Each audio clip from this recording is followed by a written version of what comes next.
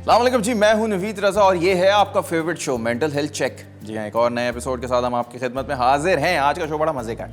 आज के शो में जो हम बात करेंगे वो है जी सब कॉन्टिनेंट में, स्पेशली क्योंकि हम सब कॉन्टिनेंट में रहते हैं और हम सब कॉन्टिनेंट का हिस्सा हैं। वहाँ लोगों के बड़े ईगोज़ हैं, बड़े मूड्स हैं, बड़े मसाइल हैं, परेशानियाँ हैं। ये बात को आगे बढ़ाता हूँ, लेकिन सबसे पहले I want to introduce you guys to miss Kamal. And कैसी हैं आप? ठीक ठाक हैं? आप कैसे हैं? ज़बरदस्त ज़बरदस्त। आज का जो शो है उसका टॉपिक है वाई सो सीरियस। क्यों इतना ज़िंदगी में सीरियस रहते हैं, क्यों इतना सड़े रहते हैं, क्यों इतना तपे रहते हैं। ऑफिस में वॉक इन करेंगे तो जितना स्टाफ बैठा हुआ है बहुत सड़ा हुआ अंदर जाएगा कमरे में, कोई खुशी नहीं, कोई स्माइल नहीं। किसी सेट पे आएंगे या कहीं होंगे तो जो बॉस होगा या फिर जो अथॉरिटी होगी उसकी कोशिश होगी कि मैं जितना तबाह हुआ घुसूँगा उतना लोगों को लगेगा कि यार डर के ज़रा काम अच्छा हो जाएगा। ऐसी सोच क्यों है, ऐसा माइंडसेट क्यों है, लोग इतने सीरियस क्यों रहते हैं? किसी के लिए दरवाज़ा खोलो, जिम जाता हूँ रोज़ सुबह 8 बजे, तो जब जाता हूँ तो अक्सर ख़वातीन निकल रही होती हैं या मर्द हज़रात जा रहे होते हैं, तो मेरी एक आदत है कि दरवाज़ा खोल देता हूँ और मैं इधर खड़ा हो जाता हूँ, निकल।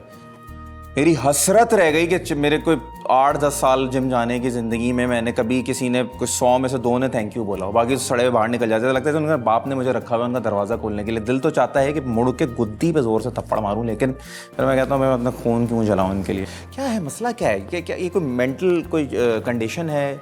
लोग इतने नाराज़ क्यों रहते हैं? कर्टिसी नहीं है लोगों के अंदर, थैंक यू नहीं कहना आता, वेलकम नहीं कहना आता, स्माइल दे के एक दूसरे को नहीं देखते। हमारे यहाँ और भी मसला है ना, एक दूसरे को देखेंगे, अगर कोई खातून ने मर्द को या मर्द ने खातून को हंस के देख लिया तो कहेंगे अबे यार सेट हो गई। ये क्या बकवास है? इसीलिए नहीं देखते मतलब अगर कि ज़्यादा फ्री ना हो जाए, क्यों? इतना क्या इंसान नहीं है क्या?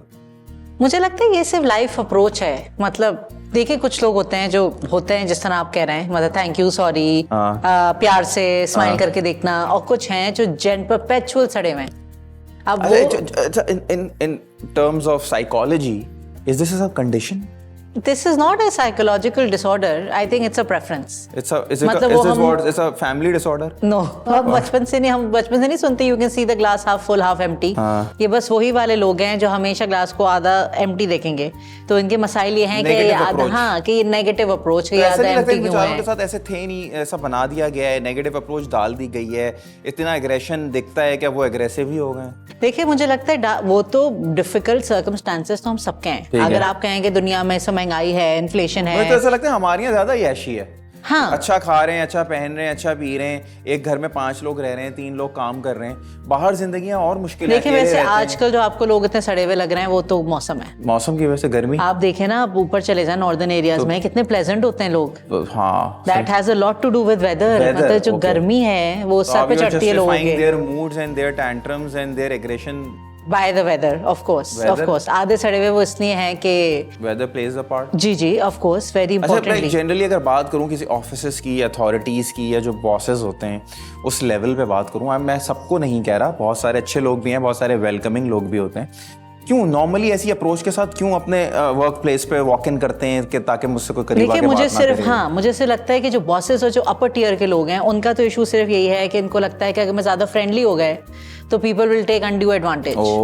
कि मतलब तो अपनी एक वो बना के रखनी है ना, अपना एक ऑरा बना के रखना है कि मैं अप्रोचेबल नहीं हूँ, कि मुझसे बात करनी है तो उसके पास जाओ। हाँ, तो लोग ये एडेड फेवर्स नहीं मांगेंगे कि मैं आज छुट्टी कर लूँ, आज मेरे घर में गलती नहीं है ना, उन तक इतना कोई अनरीजनेबल अप्रोच करते हैं लोग कि उनको लगता है कि यार ये डिस्टेंस बनाना जरूरी। लेकिन at the same time I don't feel कि बॉस शुड बी अप्रोचेबल।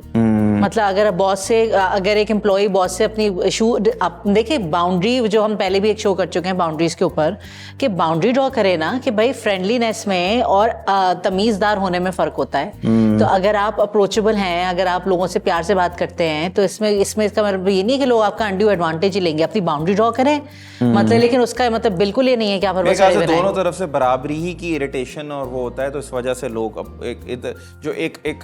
जो मुझे लगता है स्टाफ होता है उनकी अप्रोच बहुत अनरीजनेबल हो जाती है, तो बॉसेस को ऐसा लगने लगता है कि यार let's just keep the little distance. बिल्कुल ठीक है, आई एम जो गलत नहीं है, ये मसला। But at the same time I just feel कि अब लोग ज्यादा सीरियस हो गए हैं।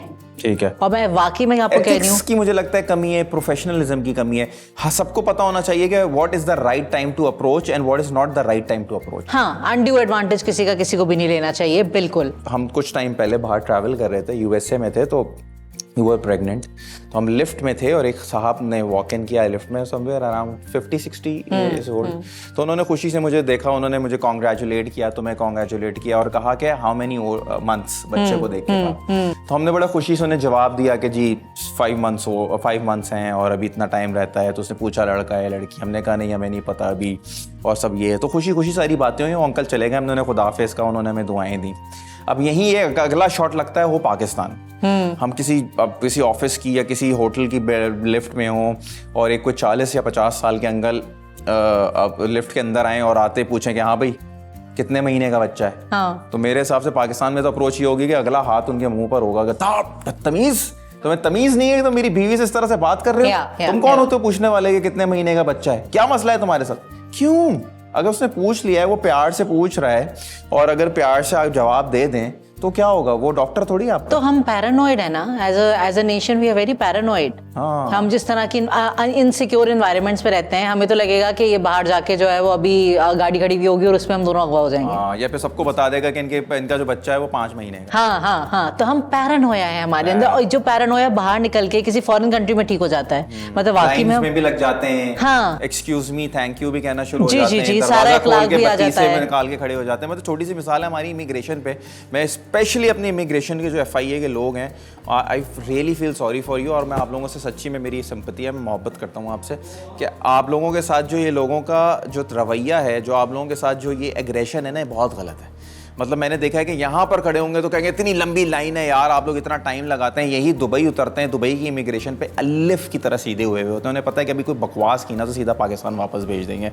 तो जैसा बाहर आप इंसान के बच्चे, क्यों? इस वजह से क्योंकि आपको पता है कि लॉज हैं, रूल्स हैं, आप एक कोई बेकार बात नहीं कर सकते किसी के साथ, कोई अनरीजनेबल बात नहीं कर सकते, वो नाराज़ होगा। तो इस तरह यहाँ पे भी करें ना यार, यहाँ पे भी तो इंसान हैं सारे, एक दूसरे से इतनी वो क्यों? ये क्या ये एक जो अप्रोच है, इस अप्रोच की क्या मुझे से लगता है, सोचिए हम रहते थर्ड वर्ल्ड कंट्री में हैं, लेकिन हम सबकी मेंटालिटी यही है कि हम प्रोटोकॉल चाहिए, हम सब किंग हैं।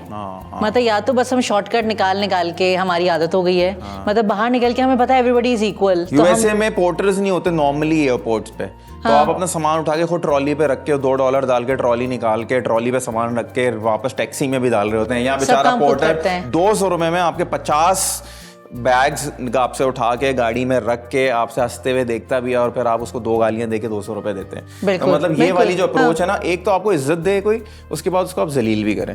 तो मुझे ऐसा लगता है कि ये वाली अप्रोच से थोड़ा बाहर आएँ, और हम सबको नहीं बदल सकते, लेकिन कोई 5-10 लोग अगर इस बात को समझ लें और वो बदलना चाहते हैं अपना, आपको लगे कि यार नहीं यार मैं इतना गुस्से में नहीं रहना चाहता, मैं थोड़ा सा काम डाउन रहना चाहता हूँ, मैं अपनी ज़िंदगी की अप्रोच बड़ी आसान रखना चाहता हूँ, मैं लोगों को इज्जत देना चाहता हूँ, मैं इज्जत करवाना चाहता हूँ, क्या करें? मुझे सिर्फ लगता है कि अगेन ये रियलाइज़ करें कि अच्छा इखलाक रखना और काम करना, प्रोफेशनलिज्म, एथिक्स, मॉरल्स, ये सब अलग चीज़ें हैं। अच्छा इखलाक रखने से बिल्कुल ये नहीं होगा कि आप किसी को स्माइल करके देखेंगे तो सब आपको नंबर बांटते हुए जाएंगे। वैसे पाकिस्तान में हो सकता है, मैंने आपको कहा कि आधे लोग इसलिए फ्रेंडली नहीं होते कि भाई आपको नहीं पता ना कि आगे फ्रेंडलीनेस का क्या नतीजा होगा, ठीक है? मतलब लेकिन अच्छा इखलाक रखना, लाइक लोगों से हाय हेलो करना, उनकी हालचाल पूछना, स्माइल करके देखना, किसी के लिए दरवाज़ा खोल देना, लाइक उसे थैंक यू कहना।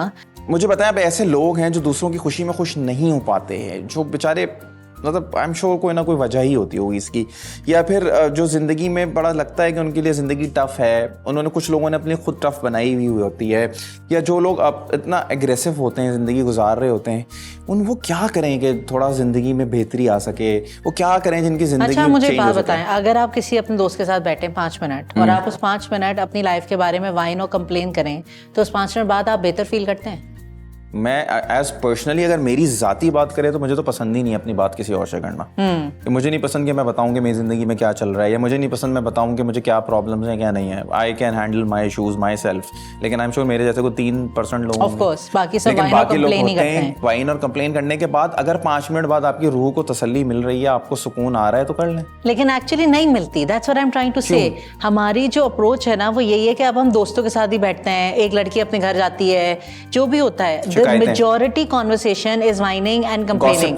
हाँ, जो हम जिसको गॉसिप कहते हैं, ये हो रहा है, वो हो रहा है, और उसके बाद they don't feel better, you actually feel worse. जो छोटे दिमाग होते हैं ना वो गॉसिप, जो मैच्योर दिमाग होते हैं ना वो आइडियाज डिस्कस तो करते अगर आप चाहते हैं कि आप अच्छा वो करें जो आप चाहते हैं, पॉजिटिव अप्रोच टू लाइफ, तो अब आप you make it a point कि जब भी आप किसी के साथ बैठें, प्रॉब्लम्स हर किसी की लाइफ में, किसी की प्रॉब्लम फ्री लाइफ नहीं है, लेकिन प्रॉब्लम के बारे में बात आप उससे करें जो आपकी प्रॉब्लम का सोल्यूशन दे सकता है। वाइनिंग और कंप्लेनिंग सोल्यूशन नहीं होता, वो सिर्फ होता है मैंने अपनी प्रॉब्लम को एक्सप्रेस करना है। वो एक्सप्रेस करके सामने वाला इंसान आपको और चढ़ाएगा, हाँ हाँ बिल्कुल सही कह रही हो, ये नाइंसाफी करते हैं लोग। अब उसकी वजह से you actually don't feel better, you feel worse. तो अब जब भी आप अपनी कोई इंटरेक्शन करें किसी के साथ, चाहे वो आपका स्पाउस है, बच्चे हैं, किसी के साथ भी, आप उनसे अपनी किसी पॉजिटिव चीज़ के बारे में बात करें कि यार मैं यहाँ गई थी तो वहाँ ऐसा हुआ। मैं आपको सीरियसली बताऊँ, मेरी एक क्लाइंट है, अगर वो कभी शो देखें तो मैं द फर्स्ट टाइम वो मेरे घर आई और जब मैंने उनसे पूछा, प्रोटोकॉल पे ही पूछा ना, अच्छा आपका नाम क्या है, आपकी एज कितनी है, और जब उन्होंने कहा कि she was 55 plus, I could not believe it, I literally thought she was 30 years old. तो जब उन्होंने 55 कहा तो मैंने उनको दोबारा देखा तो वो हंसी, फिर उन्होंने कहा मुझे सब यही कहते हैं। तो मैंने कहा, और फिर जितनी देर वो थेरेपी में बैठी हैं, देखिए थेरेपी भी is all about whining and complaining, वो लोग यही करते हैं ना, मेरी लाइफ का ये मसला है, ये मसला है। उन्होंने सारे मसले मुझे बताए, लेकिन साथ में कहा अल्लाह का शुक्र है वैसे चलें कि ये तो नहीं है, मतलब ये है लेकिन ये तो नहीं है, ये है। और उन्होंने कहा, मैंने कहा आप क्यों आई हैं थेरेपी में, तो उन्होंने कहा मैं और पॉजिटिव होना चाहती हूँ। रेगुलर मेडिटेशन के सेशन उनके घर पे होते थे, फ्रेंड्स के साथ बाहर। उनकी अपनी एक लाइफ थी, जबकि शी वॉज अ डिवोर्सी, और उनके लिए लाइफ आसान नहीं होती, बट उनकी जो लाइफ की अप्रोच थी ना, that is what has kept her young. वरना हमारे यहाँ तो आप देखें ना, हम सबकी, जो आप इससे पहले वाले शो में ही बात कर रहे थे, हमारी लुक से लेके हम, हमारी हालात कैसे हो गए हैं, सबकी शक्लें देख के ऐसा लगता है जब आप बहुत ज्यादा कुड़ते रहते हैं या खुश नहीं रहते या सीरियस रहते हैं या कंप्लेन करते रहते हैं तो आपके चेहरे पे आना शुरू हो जाता है। आप एज करने लगते हैं, आप अच्छे नहीं लगते अपने आप को, आप अच्छे दिखते नहीं है, आप अच्छा काम नहीं कर पाते, आपकी ज़िंदगी में बहुत ज़्यादा प्रोग्रेस नहीं होती, पॉजिटिविटी नहीं होती। तो इसके लिए मुझे ऐसा लगता है कि ये सारी चीज़ों को समझने की ज़रूरत है, आपको अपना ध्यान कहीं और लगाने की ज़रूरत है। और पॉजिटिविटी, देखिए नेगेटिविटी हमें नेचुरली आती है, पॉजिटिविटी के लिए स्ट्राइव करना पड़ता है, इट्स अ चॉइस। मतलब मैं बिल्कुल मानती हूँ कि लोगों के बहुत मसाइल हैं, मैं बार बार ये कह रही हूँ, लेकिन ये आपकी चॉइस है कि उन मसाइल के बाद मतलब वाकई में सड़ा हुआ रहना है, कि उन मसाइल के बाद ये सोचना है कि हाँ ये प्रॉब्लम्स तो हैं और आज मैंने ऐसे लोग भी देखे हैं। मैं इस बात का फर्म बिलीवर हूँ कि मैं मानता हूँ कि इस दुनिया में बहुत गुर्बत है, हमारे शहर में बहुत गुर्बत है, लोगों की ज़िंदगी आसान नहीं है, लोगों के पास इतने वसाइल नहीं है। लेकिन मैंने फिर ऐसे लोग भी देखे हैं जो बहुत ज़्यादा कंप्लेन करते हैं मैंने, लेकिन ऐसे लोग भी देखे हैं जिनके पास बेचारों के शायद एक वक्त का खाने का है, लेकिन वो मुस्कुराते रहते हैं। तो वो अब आपने ये डिसाइड करना है कि आपने जिंदगी कैसे गुजारनी है। और आप दोनों तरह से गुजार सकते हैं, लेकिन दूसरी तरफ आप के मसाइल ज़्यादा रहेंगे हमेशा, एज भी आप जल्दी करेंगे, बीमारियां भी आपको ज़्यादा होंगी। पॉजिटिविटी सिर्फ आप दूसरे लोगों के लिए नहीं, positivity is good for you and your body. तो जाते जाते what tip you wanted to share with everyone कि आज सुबह उठ के ये काम कर लें तो आपकी ज़िंदगी बेहतर गुजरे? कि बस हर दफ़ा अपनी लाइफ में ग्लास को हाफ फुल देखने की कोशिश करें बजाय हाफ एम्प्टी के। मेरे पास 3 चीज़ें नहीं हैं, लेकिन 2 चीज़ें हैं तो सही। जितना आप अपनी ब्लेसिंग्स के ऊपर, मतलब लोग तो कहते हैं भाई ब्लेसिंग्स की लिस्ट बना लें, लगा लें अपने सामने कहीं। ब्लेसिंग्स तो ऐसे शुरू होती है ना कि आपके घर में माँ बाप हैं, ब्लेसिंग, बिल्कुल, आपकी अच्छी बीवी ब्लेसिंग, आपके बच्चे ब्लेसिंग, किसी किस्म की उनको बीमारी माजूरी नहीं है, ब्लेसिंग है। आपके पास 1-2 वक्त का 3 वक्त का अच्छा खाने को है, उतना नहीं है जितना दूसरे के पास है, लेकिन ये भी ब्लेसिंग है। आपके पास अच्छा पहनने को है, ये भी ब्लेसिंग है। आप जब अपनी छोटी छोटी चीजें काउंट करेंगे ना तो आप खुश होंगे और फिर जिंदगी में प्रोग्रेस करेंगे। बिल्कुल बिल्कुल, absolutely. And then enjoy every moment, live in the moment, live in today. अच्छा दिन शुरू करें सुबह। मैं तो 2-3 चीजें करता हूँ जिससे मेरा दिन बहुत अच्छा गुजरता है। जब मैं सुबह उठता हूँ तो मैं जिम जाने तक सूरह रहमान सुनता हूँ, वो मेरा एक फोकस होता है। वो एक अल्लाह से मेरा कनेक्शन होता है। उसके बाद मैं जिम जाता हूँ, मैं अपनी मर्ज़ी का म्यूज़िक सुनता हूँ और अपनी मर्ज़ी का वर्कआउट करता हूँ। उसके बाद मैं अपना सारा दिन स्ट्रेसफुल होता है, काम होता है, चीज़ें होती हैं, मैं सब करता हूँ। रात को जल कुड़ के सड़ के सो जाते हैं या खुश सो जाते हैं, वो अपनी मर्ज़ी होती है, अपनी चॉइस होती है। लेकिन खुश रहें दूसरों की खुशी में, अच्छे से मुस्कुराएं। लोगों को आज का शो देख के बस खुदा का वास्ता है सिर्फ इतना कर लें कि लोगों को थैंक यू और सॉरी कहना सीख लें। किसी ने आपके लिए कुछ कर दिया उसे थैंक यू कह दें। किसी ने आपके साथ कोई, आपको लगता है कि आपने किसी के साथ कोई गलती कर दी है तो सॉरी कहना चाहिए। ज़रूरी नहीं है हमेशा शीशा उतार के गाली दें या फिर रुक के गाली दें, या कभी कभी जाने दिया करें। मैं भी इस पे काम कर रहा हूँ और मैं भी कोशिश कर रहा हूँ, सब कोशिश करते हैं और सबको एक जैसे नहीं होते और सबको सीखे सिखाए नहीं होते। सो आज का जो हमारा शो था वो दैट वाज अबाउट के थोड़े से एथिक्स, थोड़े से अखलाक, थोड़े से ज़िंदगी में कल्चर के जो वैल्यूज़, थोड़ी सी स्माइल, थोड़ा सा थैंक यू, थोड़ा सा सॉरी ले आए। और वाई सो सीरियस जो है ना वो जोकर पे अच्छा लगता है, आपको इतनी टेंशन लेने की ज़रूरत नहीं है। तो ये था एपिसोड मेंटल हेल्थ चेक का और मैं हूँ नवीद रज़ा और मेरे साथ थी Kanwal Qadir. I hope you guys like the episode and if you liked it हमें बताइए, हमें कमेंट कीजिए, हमारा शो सब्सक्राइब कीजिए, हमारा चैनल सब्सक्राइब कीजिए। ग्लोमोरा एंटरटेनमेंट पे आप मेंटल हेल्थ चेक देखते हैं।